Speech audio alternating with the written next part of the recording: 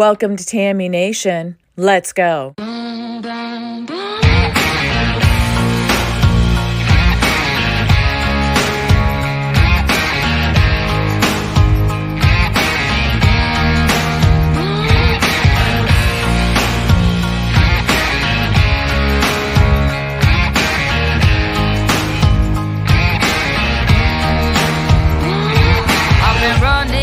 From 9 to 5, been biting my tongue for all this time. Won't let anyone cut me short. I was thinking this was the way to go, and you put up your puppet show. I say cheers to life. No, I'll be no good man's wife. Just leave me alone. I'm running the show. I'm telling you, it's my time to rise up. Live the life I'm proud.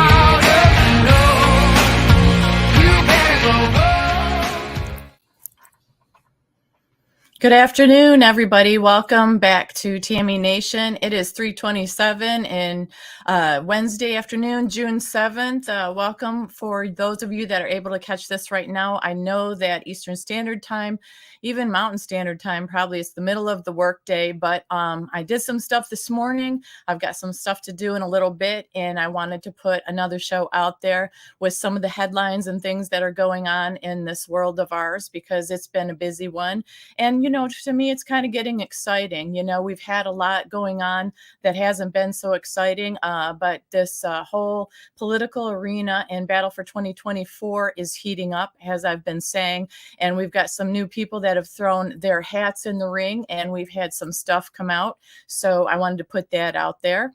And just then get on with our day. But I want to keep you guys posted. And for myself, I want to stay on top of this stuff as we get closer and closer. And really, it is getting to be, to me, a fiery good time. So the first thing I want to talk about, ladies and gentlemen, is Mr. Pence put his hat in the ring. He made his announcement video on Twitter and had a statement on Twitter.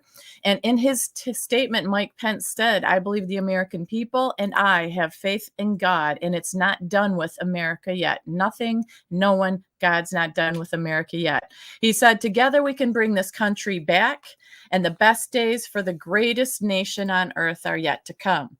Not sure how I feel about that statement coming from him.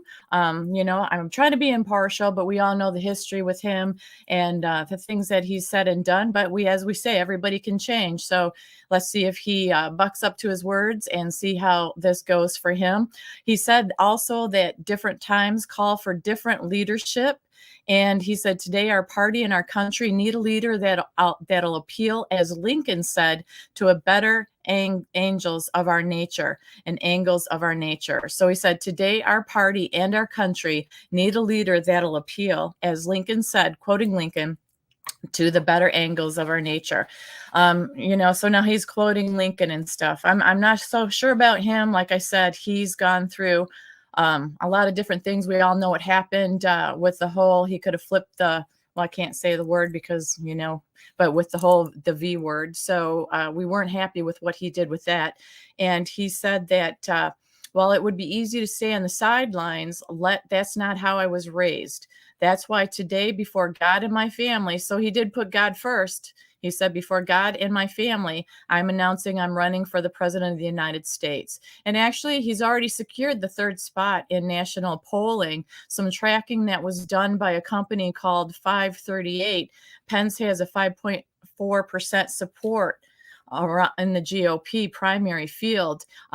And obviously it's far behind because DeSantis has a 16-point count, but who's still number one in that field is Trump with a 53.7%. So Mr. T does have a huge lead, obviously, but we'll see how it goes. Hey, Garden Pot, good to see you. Oh, thank you for the nice comment. That's sweet. Also highlighting his background in his announcement video, Pence came out and said he was a son of the heartland, grandson of an Irish immigrant. He said, "Therefore, my family has lived the American dream. I had the great honor to serve in Congress as governor and as your VP. And I'll always be proud of the progress we made together for stronger, more prosperous America." Don't know what you guys think about that, but that's what he said. So like I said, we always have to pay attention to what people say and see if their actions follow their words. We know it's, like I said before, it's not a great history with him. Some people like him, some people don't. Obviously, he's number 3 in the rankings so far, so we'll see.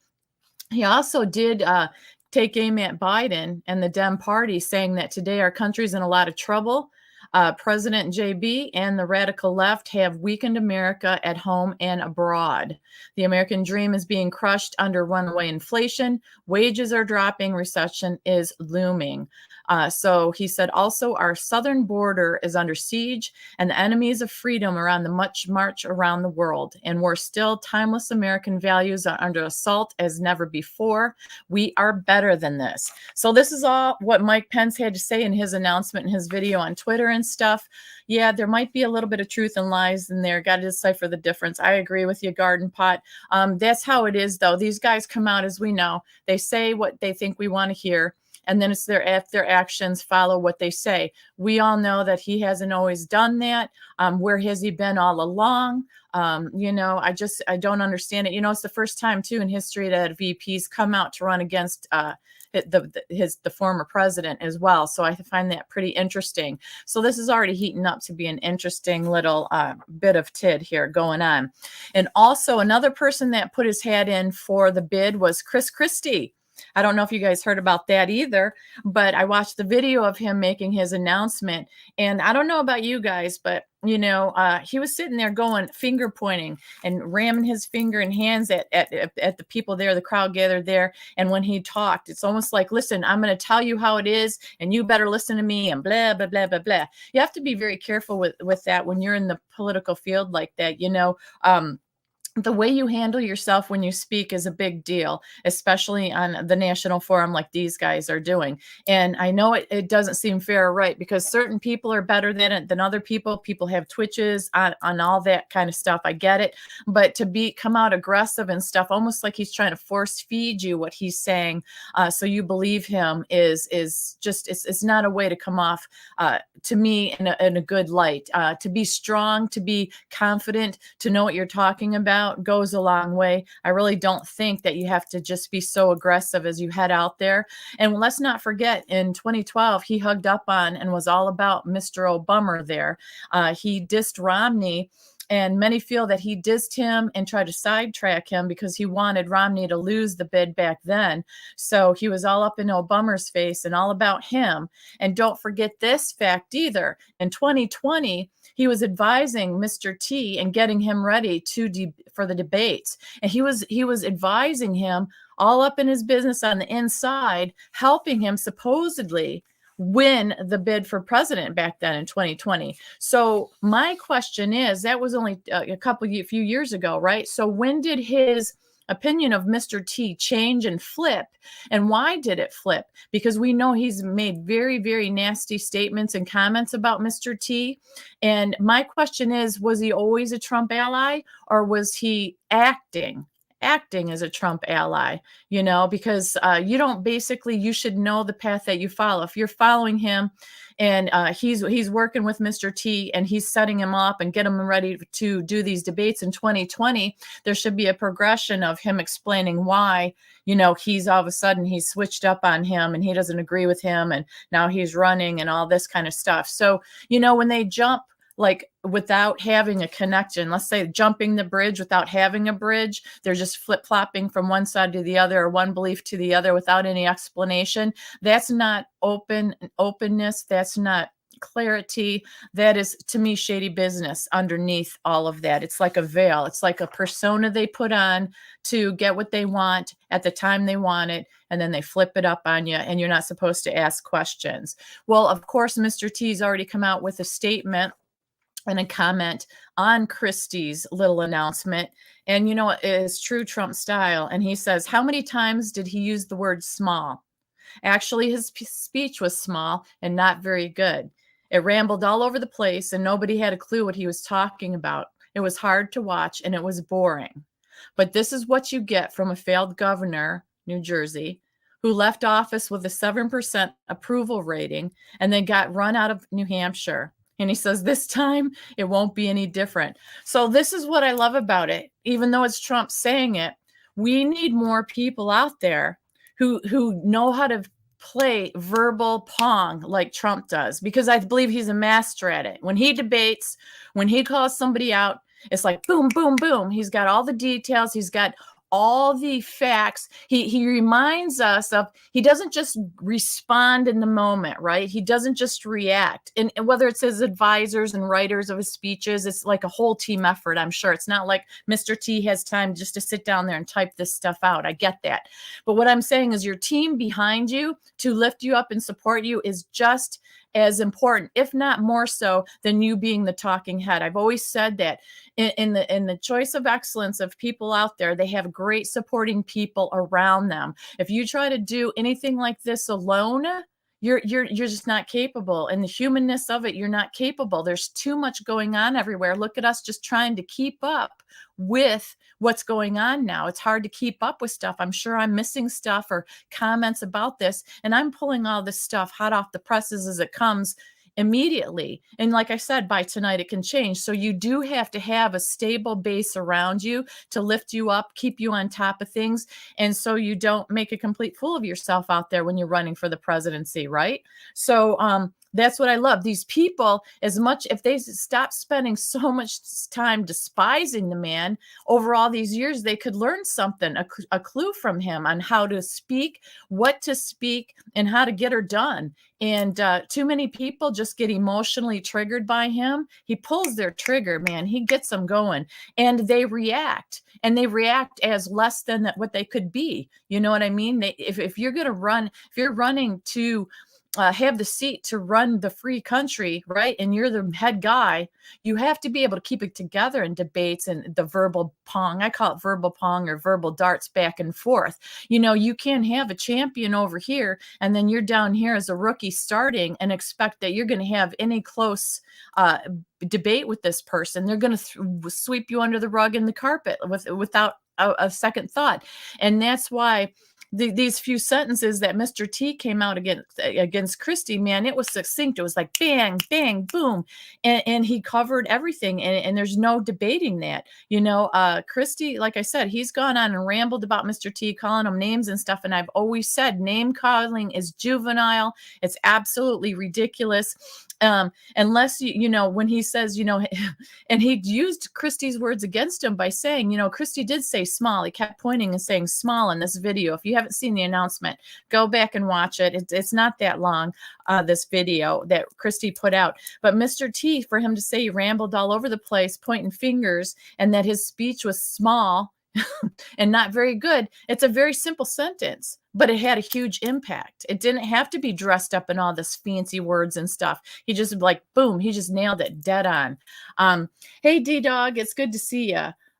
What did you say? May God save the country, for it is evident that the people will not. Amen to that, Mr. Millard Fillmore, the 13th president.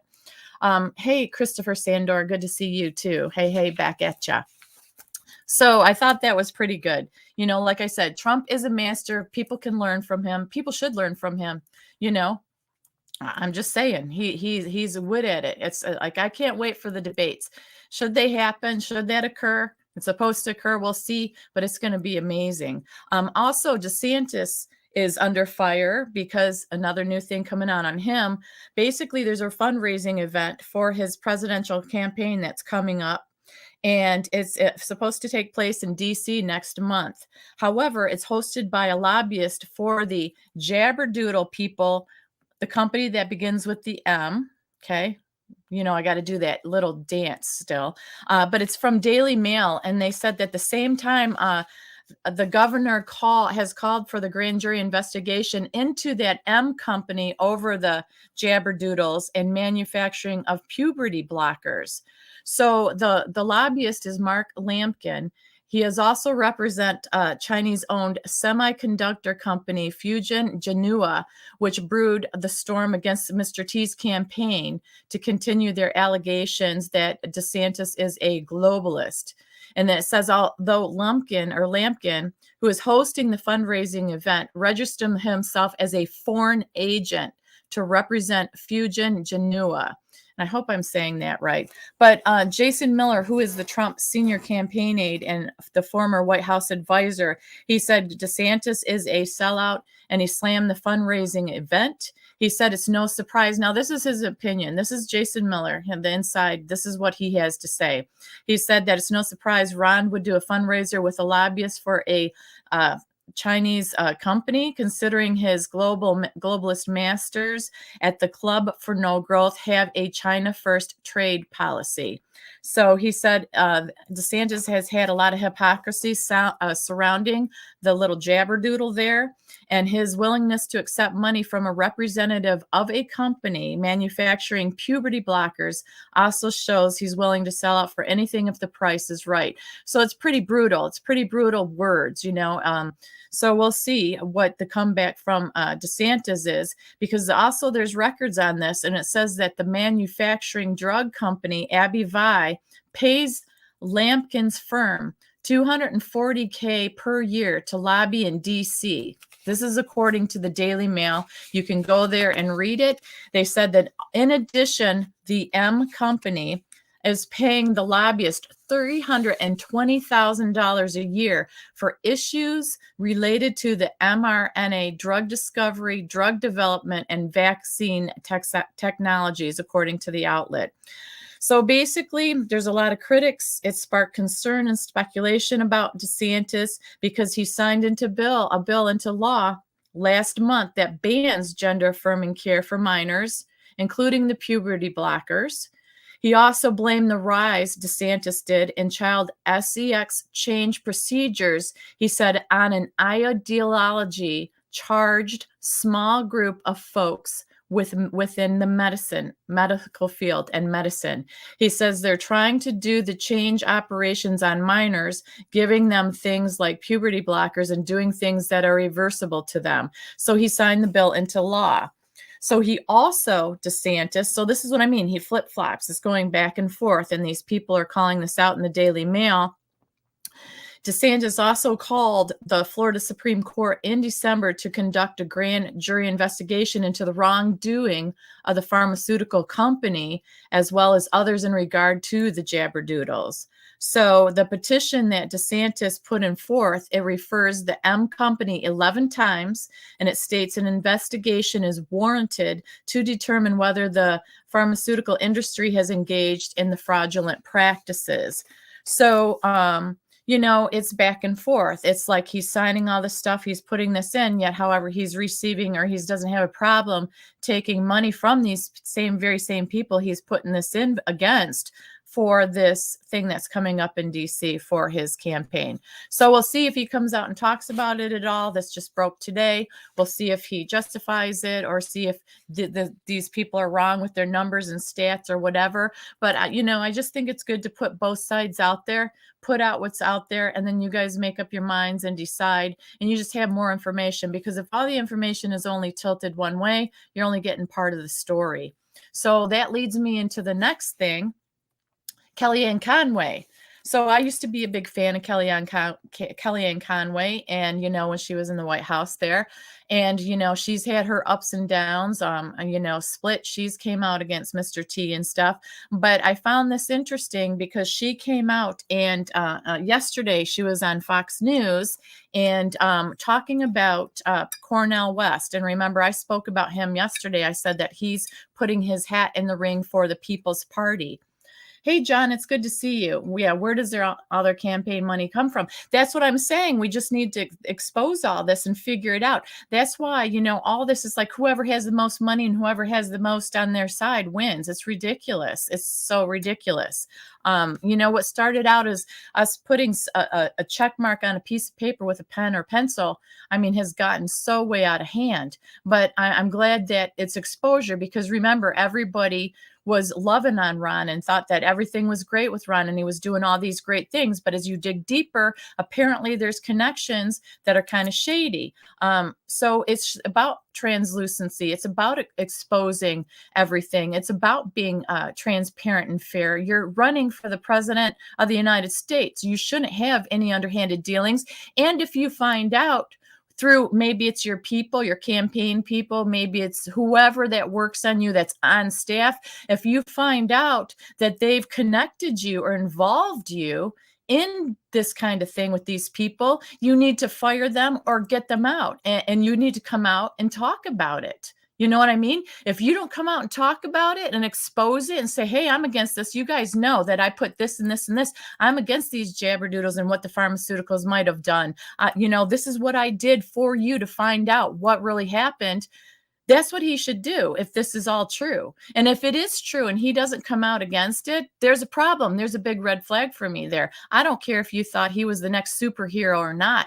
It doesn't sound good. And you know what? So far, you guys, I haven't seen Mr. T tied to any of these shenanigans and this stuff. I mean, the only shenanigans they have him tied to is way back in the day with a picture with Epstein, way back in the day with some of these celebs. I mean, that was way back in the day. So, apples and oranges, I guess you'd say. So let's get back to Kelly Conway here.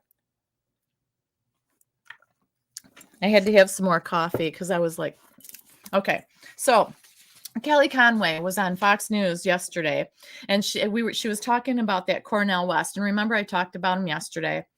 And she says West, that during his candidacy could decide, suggesting that he was going to run, could decide the presidency in the same way that Ross Perot did in 1992. So she explains why. She said, even if you don't become president, you as a third party candidate spoiler can decide who is the president.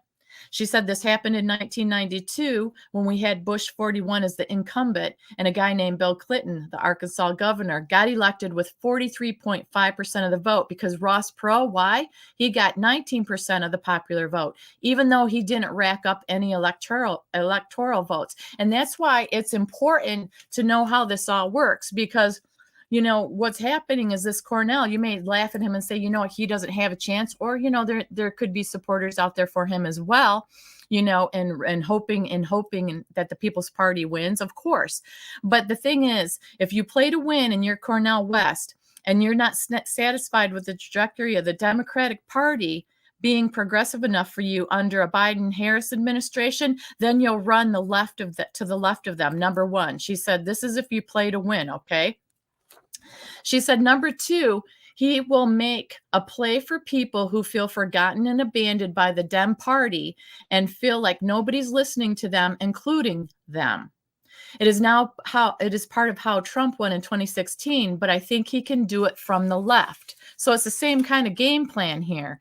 And she said, Kelly Conway said, the last point on this is we had an incumbent president, Jimmy Carter, in 1980. He won 34-36 primary contest, but Ted Kennedy won 12, including big states like California. And Ted Kennedy did not concede the nomination to Jimmy Carter until August or so at the convention. Carter came out of that very damaged, and as an incumbent president, lost to Ronald Reagan. So she says, in other words, if Cornel West peels off enough votes from Mr. B, it could swing the race. So many feel that Kelly is exactly right about this. And like her or not, or being left or right, doesn't matter. It's about understanding the game of politics, I guess you would say. She said that as a result of this, because she is right, the Dems are saying, expect to see them and the media mount a major pressure campaign to get Cornel West out of the race so he doesn't yank any of the votes. That's what they're going to do. So I found that pretty interesting and trying to understand that. And, no matter, like I said, what side you're on, she says, even if you don't become president, you can take away certain votes, certain things, and it's going to throw things off. So I found that very, very interesting. And then also the Western Journal has a little article out, basically Budweiser, Anheuser-Busch in trouble again. Budweiser had to pay out a settlement from 2018, basically about environmental hazards and stuff. They were cited with violations of the Clean Air Act's chemical accident prevention requirements. And I know it's a lot of words and stuff, but basically it's saying that with a comprehensive safety review of 11 breweries. They are utilizing anhydrous ammonia. So what that is a widely used industrial refrigerant. So there were injuries that were obtained from this in 2018, and they're not following the regulations and stuff. And even though it was from 2018 and just settled now, it is just another knock on the nose for Bud and what they've been doing lately, as we all know. And even though it's not a large amount of money, because each fine is like $92K, basically it's just hitting them, and it's still taking money away from them, and it still isn't a good look for them. And, their stock apparently has declined 17% since May 4th, according to this article from the Western Journal. And I have to ask myself this and say, not only is Anheuser getting it, but Target's getting it. We know what's been happening with them and the choices they've made. But what's happening now is a lot of these groups that caused them their demise are coming out against them and threatening to boycott them, saying, if you don't show more support for us, if you don't stand up for us, we're going to boycott you and we're pulling out. So guess what? These companies are starting to get it from both sides. And I think that's pretty interesting. And what is also interesting to me is there's been major dollars, time, energy spent over the years for these brands to develop them, to make them successful, to find their base, their clientele. You get out there, you're honoring what your clientele wants. You keep doing research on this, you pay consultants for it.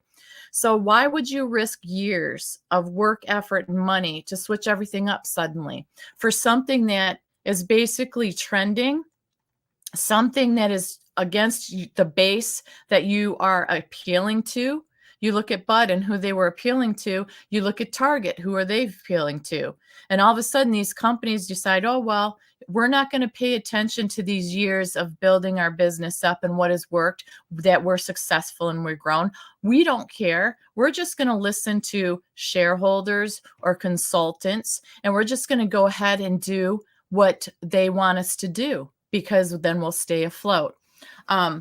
Right, exactly, John. Yeah, I didn't see that because I was reading stuff and thinking, yeah, so what is that? So why would they do that? Why would you?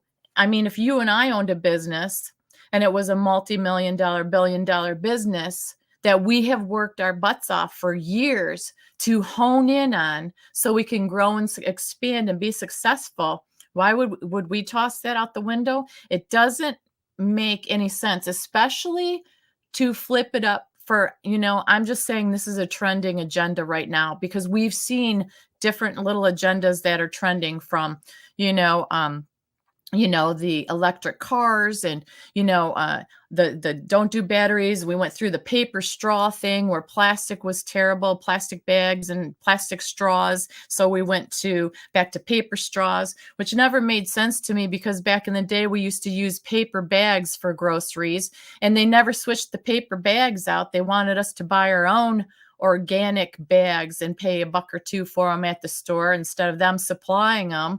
It's just like, and I don't know if you guys noticed or not, but a lot of the containers that we buy at the store, whether it's milk or like creamer for your coffee and stuff, those, even orange juice, the containers are so chintzy and flimsy, like they get dent, or they're just so flimsy anymore. Even the water bottles are all crackly and make so much noise, and you go to take one drink out of a water bottle and it just collapses on you. I've gotten away from that now. I just have a reusable cup that I use all the time, because I'm like, this is absolutely ridiculous. Because to me, if it's that flimsy and cheap, I'm not so sure with that water sitting in that container that almost seems biodegradable as I use it, what's going inside of me through that container. So I don't have any facts on that. That's just my opinion, but it just doesn't seem too appealing to me anymore, those containers at all. But basically, so these companies have left behind their bases, switched up, and expected us, I guess, just to go ahead and accept it and not care. And I really don't think, like John said, don't know what it is. We don't know what it is. We can assume what it is. We can kind of step back and wait and see what it is.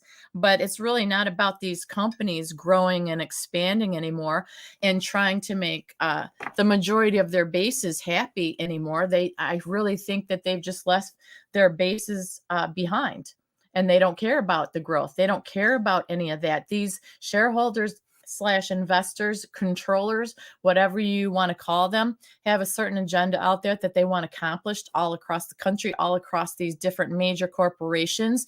And they have said, I talked the other day about the BlackRock CEO, and he said back in, was it 2017 or 2018, he said, for us to even invest in you, there is a certain set of criteria that you need to meet to these companies. And if you don't meet this criteria, we just won't invest in you.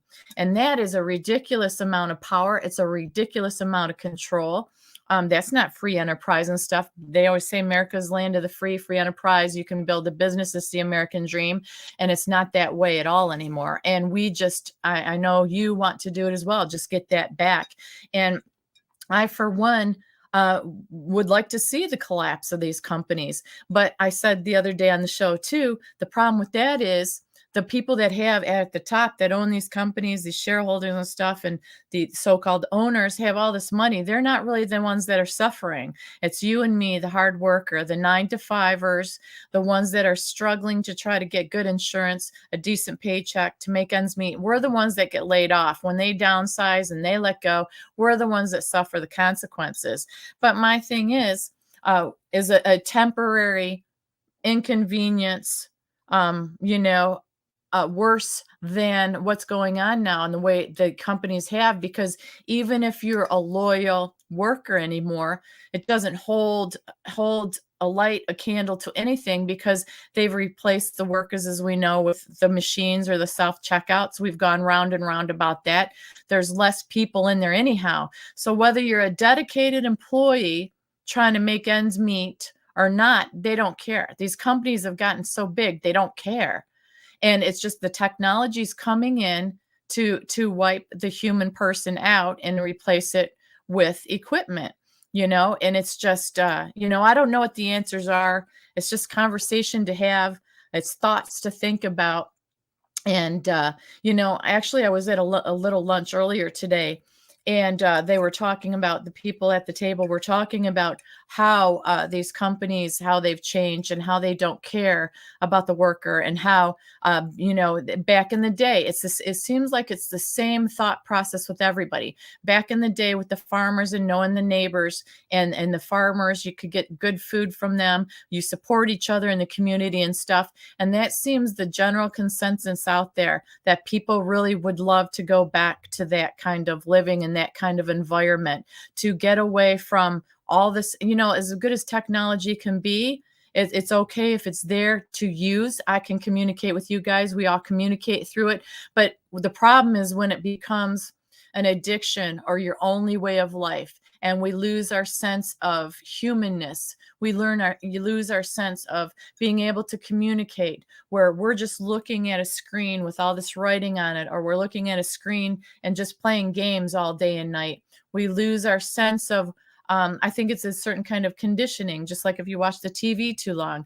So, maybe enough of people will have the capability to break off and do that if they want to do. I know that a lot of people have been looking for land to be able to buy up and have a little farm and grow their gardens on. But we know that the land prices have gone up sky high as well. But I just think if we hang on a little longer and we just stay aware of everything that's going on, and we keep the faith and the hope, and we pray that we're really going to be okay. Just keep exposing this stuff in the light, keep having the faith, and we're going to be okay. It's going to be rough for a while, I think. Even Mr. T, I think Mr. T, didn't he say the other day, if he gets in, it's going to take him 6 years to straighten everything out? And somebody else that was running, had their hat in the ring, said, oh, it's going to take them 8 years, I think. I forget who that was. But Mr. T. So we know how much Mr. T got done in 4 years. So should he get back in? Things are in such rough shape that he said it's going to take him 6 years. That's a long time. So like I said, we have a long haul ahead of us. But if we stick together, we stay optimistic, and we live our truth, we're going to be okay. Eventually, we're going to be okay. We have to be. We have to keep fighting for the kids. And I'll say that until I'm not around anymore. These kids deserve better. They deserve the kind of lives that we had. They deserve to know what it's like to have a sense of community, not the online community all the time, 24/7, because so many of them only know what it's like to communicate on a computer, and they have so-called friends on the computer. And we all know that online here, anybody can be anybody. People change names, people change people change who they are, and it doesn't matter, because you know what, they can have any identity they want, and that to me is a scary thing. So if you can live your life mostly in the reality of the real world out there, when once you get away from the computer and walk outside of your house, you're going to be a-okay. Stop in places like this, have your entertainment, get your news, have your fun, socialize, but don't make it your only way of life, because that can get jaded too, and that's the last thing we need to be, is closed-minded and jaded. We need to be out there seeing what's going on, feeling what's going on out there in the real world, in our communities. When you head out there and you spend time in the communities, then you don't have to believe what people are telling you as far as in the media, or so many people that still watch the news. You don't have to believe it. You go out there and you take care of your own community and see what's going on in your community. Don't believe people that are just out there with a certain agenda, reading off numbers and saying that, people don't want to be around each other anymore. There's this fear factor and blah, blah, blah, blah. Don't believe that BS. Get out there for yourself, see what's really going on, and see what you want to do to be an active part in making it better and getting us back to the real normal way of life. But I think it's going to be a long haul. And I think we have to stay mentally strong, physically strong, emotionally strong. It's mind, body, spirit, because we are in a spiritual battle. I believe that wholeheartedly. And we're going to be okay. We really are. So thanks, John. And it's been a while since I've seen you. So it's good to see you. Bethy, and it's good to see you. I'm going to see you in a little bit. Bethy and I see a lot of each other. She can tolerate a lot of me. She's very patient. So with that, you guys, that's all I had for today. Like I said, I wanted to get this out there because I have stuff to do this afternoon and evening. So hang in there and take care. Stay alert and stay happy. Find some joy in every day. Just enjoy your day here and there. There's nothing wrong with that. And I will catch you guys on the next one. So take care. Peace out. Love y'all. See ya next time.